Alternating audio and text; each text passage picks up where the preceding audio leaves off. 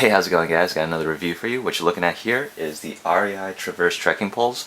Now, before I get into the review itself, let me just start by saying that I used to think trekking poles were dumb. I mean, I just thought they looked silly. And during my almost 2 years of traveling around the world, when I was hiking, backpacking, or whatever, I didn't use them at all.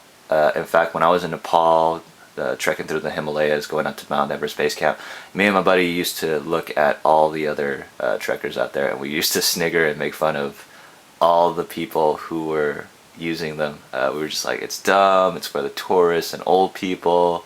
I mean, look at the Sherpas, none of them use it.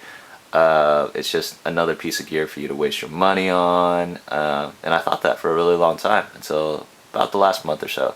A buddy of mine, Murphy, he let me borrow these. These are his. He's a former Marine, and when it comes to hiking gear, I mean, he's used to doing like 40-mile humps with like 80 pounds of gear on his back. So when he tells me to check out a piece of gear, I listen. And he said, yeah, I used to think they were dumb too, until I got a pair, and he said, dude, check these out. Borrow mine, give them a try. It's like 4-wheel drive. And so I did it. I took it out a couple of times on the trail, used his poles, and I gotta admit, I was wrong. He's right. They're really handy.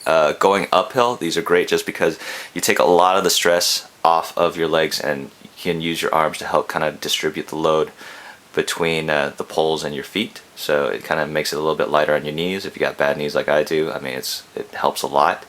And also it helps you keep pace a little bit when you're walking, just because it helps with your stride between these 2 points. And most importantly for me is when you're on rocky terrain and you're going down, by using the trekking poles, it gives you 2 more contact points.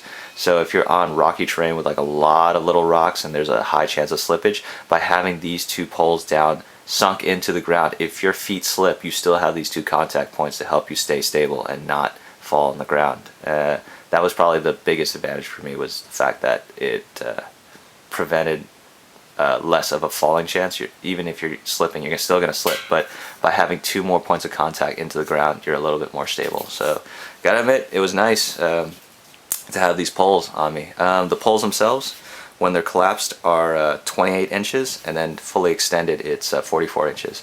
So don't look at the REI website. Now, I could be wrong. These might be an older model of the Traverse. The newer models might have different measurements, but the ones I have right here are 28 inches collapsed and 44 when fully extended. The actual shaft itself is, pardon me while I cheat and look at my description here on my laptop.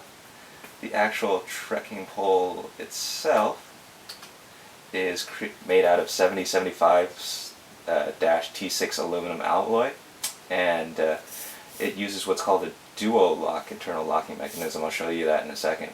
And it has a stop lock system as well, so that the poles won't come apart. The handles themselves are made out of a soft EVA material. It's pretty nice. It's a foamy, soft, cushiony material. Then you have a neoprene wrist strap to keep it from falling off of your hands when you're using it. So just wrap it around, grab it like so, and you're ready to go. And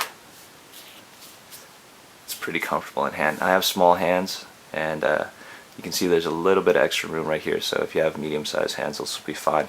Large, you might feel like the edge of your hand kind of coming off on the sides right here, but proven to be very, very comfortable. And you have a little bit of, let's see if I can get you, a little bit of ribbing right here for some traction, like so.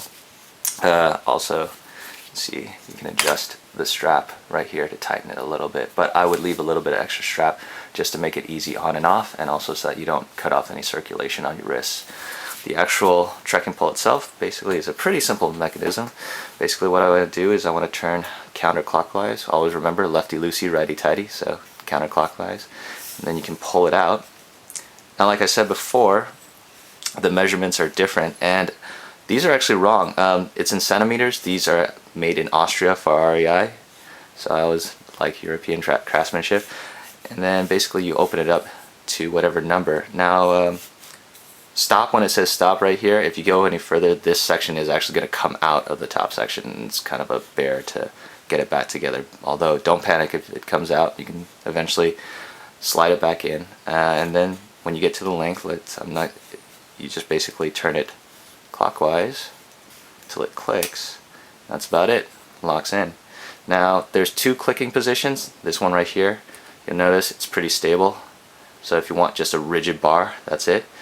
there's a second click position. Let me just actually tighten this so I can have an easier time manipulating it.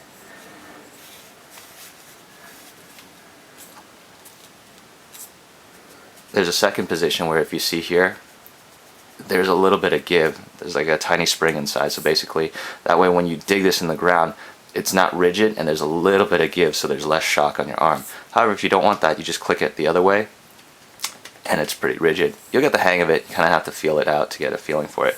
But back to the numbers, one thing I noticed though is when you have it at full extension, it says here 140. This actually isn't 140 centimeters when I measured it. When I have it at full extension at 140, this measures actually to be about 44 inches, which is really 111 centimeters. So these are actually, I don't know, maybe I'm reading it wrong, but found this to be different. You might want to check it out if you find out why it's not the same, if I'm actually right, or if these are incorrect. Leave a comment on the video. But yeah, pretty easy to use when it's totally collapsed, ready to tighten. Weight, it's only about 28 inches, so pretty compact, pretty lightweight as well. Let me just pull up the stats for you. Both the poles together weigh about 19.1 ounces, so it's pretty nice. And also, they don't have it right here, but if you're going to be using this on soft terrain like sand or snow, you want to put basically these discs called baskets. Let me just pull over my laptop here to give you a look. See, it looks like that. Basically what the baskets do is when you put it around here, keeps your trekking pole from sinking in deeper than it needs to when you dig it in the snow. It's pretty good, pretty lightweight. If you're doing just a lightweight hike where you're basically going to be walking, these are going to be cumbersome, they're going to be banging up a lot and you're not really going to need them. However, on really rocky terrain, I would recommend these poles. They'll save you a lot of effort. It's going to make things a lot easier on you. It's going to take the load off. You're going to get tired not quite as quickly. Adds a little bit of bulk, but for the capacity you're getting, it's worth it. So I mean, I would recommend these if you're going to do a lot of pretty steep uphill or downhill walking and trekking on the trail. Retails for about $69.50, which compared to a lot of other trekking poles, which are a lot more expensive, represents an incredible value. So yeah, if you guys are thinking about trying out trekking poles, you might want to give the Traverse a shot. As you can see, I don't know, you can see all the dents and scratches. This has seen a lot of life work on it, and they've held up really well. So I mean, it's a great entry level or even like mid-level trekking pole for you to check out. I mean, you can pretty much abuse these things. They're going to last for quite some time, and they're going to give you a good long service life. So yeah, that's my little review of the REI Traverse Trekking Pole. Am I going to buy a pair of my own? I don't know, but I can tell you this, I'm not going to make fun of the people who do. Thanks for watching, guys, and have a good day.